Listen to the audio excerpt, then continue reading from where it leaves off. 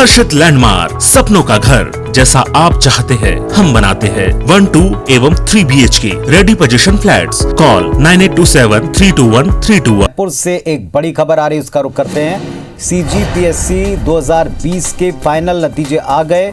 174 अभ्यर्थियों का चयन हुआ है। आस्था बोरकर ने इसमें टॉप किया। आकाश शुक्ला दूसरे स्थान पर रहे। शिल्पा देवांगन तीसरे स्थान पर रही। टॉप 10 में 4 महिला अभ्यर्थी शामिल हैं। तो अभी फिलहाल टॉप 3 अभ्यर्थियों के नाम सामने आए हैं। CGPSC 2020 फाइनल नतीजे जारी हो चुके हैं। 174 अभ्यर्थी चयनित हुए हैं। आस्था बोरकर ने इसमें टॉप किया। आकाश शुक्ला दूसरे स्थान पर और शिल्पा देवांगन तीसरे स्थान पर हैं। 4 महिला अभ्यर्थी हैं जिन्होंने टॉप 10 में अपनी जगह बनाई है। CGPSC 2020 के नतीजे आ गए हैं। शिल्पा देवांगन तीसरे स्थान पर रहीं। 174 अभ्यर्थियों का चयन हुआ और आस्था बोरकर ने इसमें टॉप किया। सेकंड पोजीशन के ऊपर आकाश शुक्ला रहे हैं।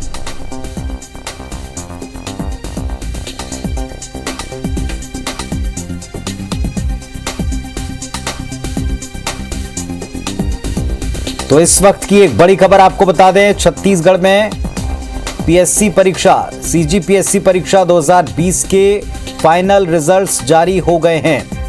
174 अभ्यर्थियों ने इसमें अपनी जगह बना ली है। 174 अभ्यर्थी फाइनली चयनित हो गए। टॉप 10 की सूची आ चुकी है और इसमें 4 महिला अभ्यर्थी शामिल हैं।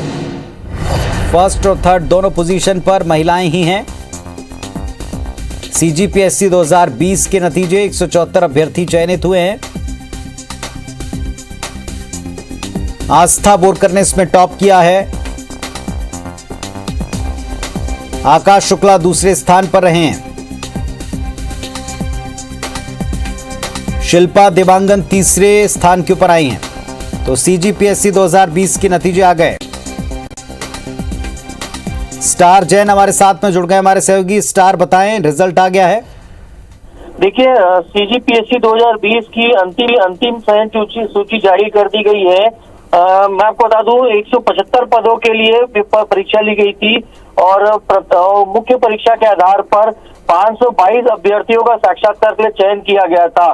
साक्षात्कार के बाद आज छत्तीसगढ़ लोक सेवा आयोग ने अंतिम चयन सूची जारी कर दी है और जिसमें आपको बता दूं कि जो टॉप 10 की लिस्ट जो आई है, टॉप 10 में उसमें से 4 फीमेल कैंडिडेट है और 6 मेल कैंडिडेट है। और कहीं ना कहीं एक जिस तरीके से लगातार लोक सेवा आयोग स्टार आपको रुकना चाहेंगे। हमारे साथ में एक टॉपर जुड़ गए हैं, पीयूष हमारे साथ में जुड़ गए हैं, जिनका 8वां रैंक हमें बताया गया। पीयूष, आपको बहुत बहुत बधाई, बहुत सारी शुभकामनाएं आपकी इस सफलता के लिए। आपको खबर मिली गई होगी। धन्यवाद। जी जी जी जी बिल्कुल। जाहिर तौर पर अब सब आपको आइकॉन मानकर ये पूछेंगे आपने कैसे तैयारी की, किस तरह स्टडी की, क्या स्टडी मटेरियल यूज किया, कितने घंटे पढ़ाई की। जी बिल्कुल, बताएं कुछ ऐसे लोग जो तैयारी कर रहे हैं उनको आप टिप्स दें कुछ। जी बिल्कुल। सबसे इम्पोर्टेंट तो कंसिस्टेंसी है। भले हम 6 घंटा 7 घंटा पढ़े, लेकिन डेली पढ़ना है हम लोग को। ब्रेक किसी भी दिन नहीं लेना है और इसको रखना है, जारी रखना है। और स्मार्ट स्टडी बहुत जरूरी है, सिर्फ पढ़ने से काम नहीं चलेगा। हमको प्रीवियस ईयर क्वेश्चंस को एनालिसिस करना है और पूरा उसी के बेसिस पे पढ़ाई करना है कि पहले ऐसे क्वेश्चंस आए थे तो अभी क्या आ सकते हैं करके। और जब भी हम पढ़ाई करते हैं क्वेश्चंस को लेके सोचना है कि कैसे क्वेश्चंस आ सकते हैं, अगर ऐसे आएंगे तो मैं क्या आंसर दूंगा, मेंस का भी, इंटरव्यू में, सारी चीजों में। तो अगर हम क्वेश्चन पैटर्न, हाँ वही करता था मैं। जी जी। तो आपने स्थानीय स्तर पर ही तैयारी की, आपने कहीं बाहर का रुख किया, किसी और एग्जाम में भी आप तैयारी कर रहे थे फिर इसको नहीं, मैं किसी की तैयारी नहीं कर रहा था, पूरा डेडिकेटेड सिर्फ CGPSC की तैयारी की मैंने। और मैं सबको यही सजेस्ट करूंगा, एक टाइम पे सिर्फ एक ही एग्जाम पे फोकस करें, 2 ज्यादा एग्जाम पे फोकस ना करें और स्टेप बाय स्टेप आगे बढ़े। ये आपका फर्स्ट अटेम्प्ट था पीयूष जी? नहीं, फर्स्ट नहीं था। इससे पहले मैं DSP के पोस्ट पे चयनित हूँ। 18वां रैंक आया था पिछले बार और इस बार डिप्टी कलेक्टर मिला 8th रैंक। तो अभी फिलहाल जो रैंक लगा इससे संतुष्ट है? हाँ जी बिल्कुल। अब डिप्टी कलेक्टर मिल गया तो सर्वोच्च पद है राज्य सेवा का। जी जी सर। चलिए, तो इसका आप क्रेडिट किसको देते हैं? कितने वर्षों से आप इसके लिए प्रिपेयर करते रहे? मैं पहले जॉब कर रहा था 2017 से 19 तक, तो कुछ तैयारी की थी, लेकिन अच्छे से तैयारी 2019 से चालू की। मैं जॉब छोड़ा 2019 में अच्छा। और अच्छे से उसके बाद तैयारी चालू की। और 2019 के पीएससी में फिर मुझे 18th रैंक मिला और 2020 के पीएससी में 8वां रैंक। पीयूष जी, और पूरा इसका सेम। हाँ जी, बहुत जी, सारे कहिए। लोग जो बीच में ड्रॉप कर देते हैं, छोड़ देते हैं, या एक बार चयनित होने के ऊपर हिम्मत हार जाते हैं, उनको क्या कहेंगे? मैं ये बोलूंगा कि अगर सिलेक्शन नहीं होता है तो हिम्मत मत हारिए। हमारे सामने बहुत सारे एग्जाम्पल हैं जिसका पिछले बार प्री ही नहीं निकला था, लेकिन इस बार सीधा डिप्टी कलेक्टर। पिछले बार जो नीर नंदेहा था वो उसका भी प्री नहीं निकला था। इस बार आशुतोष जो 5th रैंक है उसका भी पिछले बार प्री नहीं निकला था और सीधा इस बार डिप्टी कलेक्टर बन गए। तो ये मत सोचिए कि इस बार प्री नहीं निकला तो नहीं होगा। कंसिस्टेंसी बनाए रखिए और सिर्फ एक एग्जाम पे फोकस करिए, बिल्कुल सिलेक्शन होगा। आपकी बार और का टाइम सफलता जी, अब की बार का टाइम थोड़ा क्रूशियल था क्योंकि लंबे टाइम तक लॉकडाउन था, एग्जाम नहीं हो रहे थे, बिल्कुल, एग्जाम हो गए तो रिजल्ट नहीं आ रहे थे। फोकस करने में क्या बिल्कुल, इसमें बड़ी दिक्कत आई? पहले तो थोड़ा जब अचानक लॉकडाउन लगा तो अपने आप को प्रिपेयर करने में बहुत दिक्कत हुआ उस माहौल में ढालने के लिए। लेकिन जैसे हमारे प्रधानमंत्री जी कहते हैं कि आपदा को अवसर में बदलना है, तो हमारा एग्जाम उसी टाइम पोस्टपोन भी हो गया। तो हमको अगर उसको पॉजिटिव वे में ले कि हमको एक्स्ट्रा टाइम मिल गया तैयारी करने के लिए। और घर में हम लोग थे तो डिस्ट्रैक्शन और कम होता था। बाहर कहीं जाना नहीं है, किसी दोस्तों से मिलना है, तो हम उस टाइम को और एक्स्ट्रा बेहतर यूटिलाइज कर पाए। तो वो हमारे लिए पॉजिटिव हो गया। पीयूष जी, अब थोड़ा सा ट्रेंड भी बदल गया है। पहले ऐसा लगता था कि अगर आप सिर्फ बाहर जाते हैं, बड़ी बड़ी कोचिंग में, इंस्टीट्यूट में आप जा पाते हैं, तभी आप शायद सक्सेस रेट अच्छा ला सकते हैं। लेकिन अब तो कई सारे लोग घर में पढ़ रहे थे, सब ऑनलाइन स्टडी कर रहे थे। बिल्कुल बिल्कुल। तो ऑनलाइन स्टडी हेल्प करती है, ऑनलाइन मटेरियल हेल्प बिल्कुल। करता है? बिल्कुल बिल्कुल हेल्प करता है ऑनलाइन। और ऑनलाइन तो ऑफलाइन से भी ज्यादा अच्छा है क्योंकि उसमें टाइम की बिल्कुल बर्बादी नहीं होती है। आने जाने का टाइम बचता है, वहाँ अपने हिसाब से जब चाहे देख सकते हैं। तो मुझे तो ऑनलाइन ऑफलाइन से भी ज्यादा अच्छा लगता है। अब जाहिर तौर पर आपका जो एक सपना है, ड्रीम है, पूरा हो गया। आगे को लेकर भी कोई लक्ष्य रखा आपने? बिल्कुल, मेरा अल्टीमेट एम तो आईएएस बनने का है। तो राज्य सेवा का सर्वोच्च पद तो मिल गया, लेकिन मैं चाहता हूँ संघ लोक सेवा आयोग का भी सर्वोच्च पद जो आईएएस है वो मिले मुझे। तो अभी आप फिर उसके लिए भी प्रिपेयर करेंगे? जी जी बिल्कुल बिल्कुल। अग्रिम आपको अभी से हम शुभकामनाएं दे देते हैं कि जो आपका ड्रीम था पूरा हुआ। और जाहिर सी बात है कि आपको सुनकर बहुत सारे लोगों को बहुत सारा मोटिवेशन मिलेगा। मैं जरूर चाहूंगा कि आप 1-2-3 टिप्स उनको पढ़ाई को लेकर जरूर दें। भाई बिल्कुल बिल्कुल। तो टिप्स तो पहले ये है कि प्रीवियस ईयर के क्वेश्चन एनालाइज करिए, पिछले 7-8 साल के सारे क्वेश्चन सॉल्व करें। ठीक। उसी से ही हमें समझ आएगा कि पैटर्न क्या है। सिलेबस को पूरा अच्छे से पढ़ें और हमेशा जो भी हम पढ़ाई करें, न्यूज़पेपर पढ़े या कुछ भी पढ़े, सिलेबस हमारे ध्यान में रखना है कि कितने मार्क्स से क्वेश्चन आते हैं, किस टाइप के क्वेश्चन आ सकते हैं। स्मार्ट स्टडी करना जरूरी है, उससे हमारी मेहनत आधी हो जाती है। जो काम हम 15-16 घंटे पढ़ के कर सकते हैं, डेली हम लोग 6-7 घंटे भी अगर स्मार्ट स्टडी करें तो वो काम हो जाता है। और दूसरा है कि कंसिस्टेंसी रखना है। कुछ भी हो जाए, एग्जाम पहली बार में निकले ना निकले, रूटीन ब्रेक नहीं करना है। और लक्ष्य अपना एकदम क्लियर रखना है कि मुझे ये एग्जाम का यही पोस्ट चाहिए। बहुत सारे टॉपर से जब हम बात करते हैं तो बताते हैं कि उन्होंने बहुत सारे त्याग किए, परिवार ने बहुत सारे त्याग किए। पिछले दिनों रिजल्ट्स आए थे, उन्होंने कहा कि किसी ने टीवी छोड़ दिया, किसी ने मिलना जुलना छोड़ दिया। आजकल सोशल मीडिया का ज़माना है, सबसे दूर हो गए। क्या ये सब ज़रूरी है? जरूरी तो है, त्याग तो करना ही पड़ता है। जैसे कि मैं घर में था तो मैं घर से बाहर जनरली नहीं निकलता था। 10 दिन 15 दिन में कभी बाहर निकल गया जी। और सोशल जो फंक्शंस थे उसको मैं अवॉइड करता था, कभी कभी अटेंड कर लिया।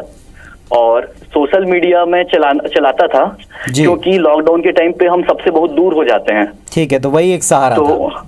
वही एक सहारा था जो लोगों से जोड़ के रखा हुआ था। चलिए, बहुत बधाई आपको पीयूष, बहुत सारी शुभकामनाएं। आपकी बातें आई एम श्योर सबके बहुत काम आएंगी। और सेकंड रैंक लगाने वाले आकाश हमारे साथ पे जुड़ गए हैं। आकाश जी, बहुत सारी शुभकामनाएं आपको। रिजल्ट आ चुका है, आपको पता चली गया होगा। जी सर, धन्यवाद सर, बहुत बहुत पता चल गया सर मुझे। जी सर। जी, तो अब ये टॉपर लिस्ट में आप सेकंड पोजीशन होल्ड कर रहे हैं। कितने वर्षों से तैयारी कर रहे थे, कैसे पॉसिबल हो पाया? सर मेनली मैं यूपीएससी की तैयारी करता था। यूपीएससी में इस साल मेरा 427 रैंक आया था। तो लास्ट ईयर क्या है कि जब लॉकडाउन लगा था उस समय सीजीपीएससी मेंस का तैयारी करने के लिए मुझे समय मिला 6-7 महीने का। तो फिर सीजीपीएससी 2019 परीक्षा की मैंने तैयारी की मेंस की, और उसमें मेरा 9th रैंक आया था अभी सितंबर में जिसका रिजल्ट आया था। उसके बाद फिर मैं सीजीपीएससी मेंस जो 2020 का एग्जाम जुलाई में हुआ था, उसकी तैयारी मैंने जून के टाइम पे और जुलाई के टाइम पे की थी। उसमें आज सेकंड रैंक आया। तो कंटिन्यूशन में आपने घर पर ही रहकर तैयारी की या किन्हीं संस्थाओं की आपने मदद ली या बाहर जाकर स्टडी की, क्योंकि एक बड़ा कन्फ्यूजन रहता तैयारी करने वालों में, कहाँ से मटेरियल लें, कहाँ से गाइडेंस लें? सर सीजीपीएससी के लिए मैंने किसी भी कोचिंग इंस्टीट्यूट का सहारा नहीं लिया, और सीजीपीएससी के लिए मैंने मेरे मेरे दोस्त थे जो ऑलरेडी डिप्टी कलेक्टर बन चुके थे, उनका जो मटेरियल था, उनका जो सोर्सेस था, उनका नोट्स था, उसको मैंने फोटोकॉपी कराया। उसमें क्या है कि काफी ज्यादा वैल्यू एडिशन किया घर पे बैठ के। उसके बाद फिर उसी को मतलब मल्टीपल टाइम मैंने रिवाइज किया और फिर जाके एग्जाम मैंने दिया। तो मैंने इसकी तैयारी रायपुर में मेरे जो दोस्त रहते हैं उनके साथ में रहकर नालंदा परिसर में, और जो हम रायपुर में रूम लेके रहते हैं वहाँ पर हमने तैयारी की इसकी। अब आपने जो अचीव किया है ये फाइनल आपका अचीवमेंट माने, या अभी आप और तैयारी करेंगे, कुछ और आपने लक्ष्य तय कर रखा है? सर टारगेट मेरा आईएएस है, यूपीएससी में आईएएस बनना है, तो मैं कंटिन्यू अपना तैयारी करते रहूंगा आगे भी। जी, बहुत सारे लोग ऐसे होते हैं जो एक दो अटेम्प्ट में या पहले अटेम्प्ट में अगर क्लियर नहीं कर पाते, अचीव नहीं कर पाते, बहुत जल्दी निराश हो जाते हैं। और दूसरा क्या है कि कोविड समय में बहुत सारी संस्थाएं भी वैसे ट्रेन नहीं कर पा रही जैसे पहले करती थी। दोनों बातों को आप कैसे लेते हैं और क्या बोलेंगे लोगों को?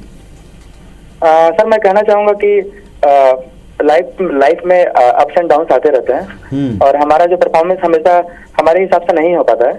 बहुत सारे फैक्टर्स होते हैं तैयारी में, तो इसीलिए हमको जो कंसिस्टेंसी है, लगातार हमको पढ़ाई करती रहनी चाहिए और अपनी गलतियों से सीखना चाहिए, और हमको कोशिश करना चाहिए कि हम टारगेट एक दिन का बनाएं और सुबह से लेकर रात तक में जो कुछ भी हम सोच रहे हैं उसको हम पूरा करने की कोशिश करें। और किसी प्रकार का पीयर प्रेशर लेने की जरूरत नहीं है, क्योंकि हर किसी का एक टाइम आता है और एक लेवल का प्रिपरेशन चाहिए रहता है। वो अगर आपका हो जाएगा तो फिर क्या है कि सिलेक्शन लिया जा सकता है, ये मुझे लगता है। आकाश जी, बहुत सारे लोगों को एक बड़ा प्रेशर होता है कि हमें एक दो साल में कुछ करना है। फैमिली वाले भी आजकल अगर अवेयर होकर के कुछ ये कहते हैं कि आपको इतने साल में जल्दी अचीव कर लेना है। क्या मानते हैं आप, सक्सेस पाने के लिए कोई ख़ास टाइम पीरियड अपने लिए तय करना बहुत ज़रूरी है या लगातार लगे रहना ज़रूरी? सर मुझे लगता है कि हमें अपने सिलेबस को लेके, कोर्सेज को लेके, उसके लिए हमें टाइम फ्रेम बनाना जरूरी है एग्जाम को लेके। लेकिन रही बात अगर एग्जाम को जल्दी क्लियर करने के लिए अगर शॉर्टकट तरीके का हम सहारा लेते हैं तो वो मुझे सही नहीं लगता है, क्योंकि ये एग्जाम का प्रोसेस ही 1 साल का है और इसको तैयारी करने में भी आपको 1-2 साल पूरे के पूरे अपने आप को डेडिकेशन करना पड़ता है। तो इसलिए एक एस्पायरेंट के साथ साथ उनके घर परिवार वालों को भी थोड़ा समझना चाहिए कि अगर कोई किसी बड़े पद के लिए अगर तैयारी कर रहा है तो थोड़ा उसमें समय लगता है, और उसमें मतलब उनको सपोर्ट करना चाहिए।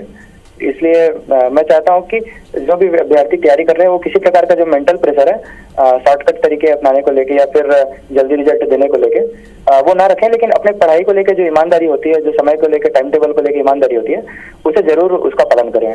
तो आपको ये सारा गाइडेंस घर से कहीं से मिला? घर में कोई अधिकारी वर्ग के ऊपर था या फ्रेंड सर्कल में कोई था जिनको आपने अपना आदर्श बना रखा?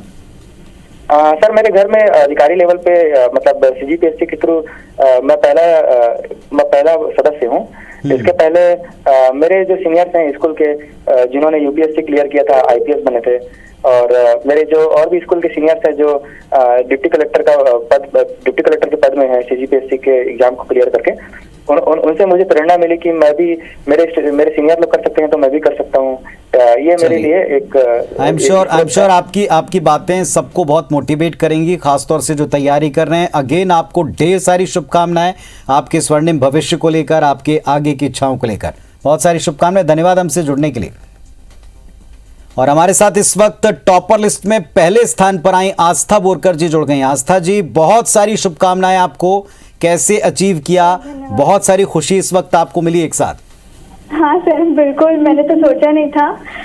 एक्चुअली जब एग्जाम होने वाला था तो मेरे को कोरोना हो गया था उसके पहले मई में, और मैं बहुत मुश्किल समय था मेरा, लेकिन मैंने तैयारी जारी रखी और कोरोना होने के बाद भी मैं पढ़ती थी थोड़ा थोड़ा करके, जैसे भी मेरे से होता था, सिचुएशन जैसे भी बनती थी मैं करती थी। अब तो आप आइडियल बन गई सबकी। कितने अटेम्प्ट में आपने ये रैंक अचीव किया? कैसे स्टडी की? कितने घंटे पढ़ाई की? मैं डेली 8 घंटा तो पढ़ती थी सर जी।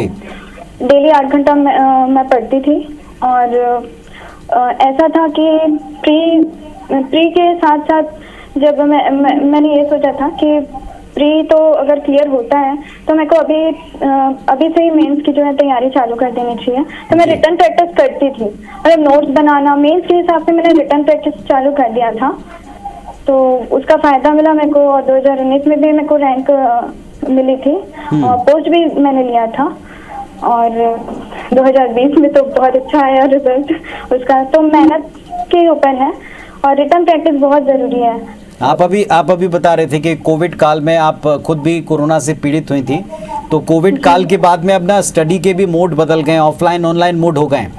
पहले जो दिल्ली दौड़ लगती थी या किसी बड़े सेंटर की दौड़ लगती थी, अब ऑनलाइन मटेरियल पर लोग बाग थोड़ा आ चुके हैं। क्या आपकी सजेशन है लोगों को किस तरह से स्टडी करें?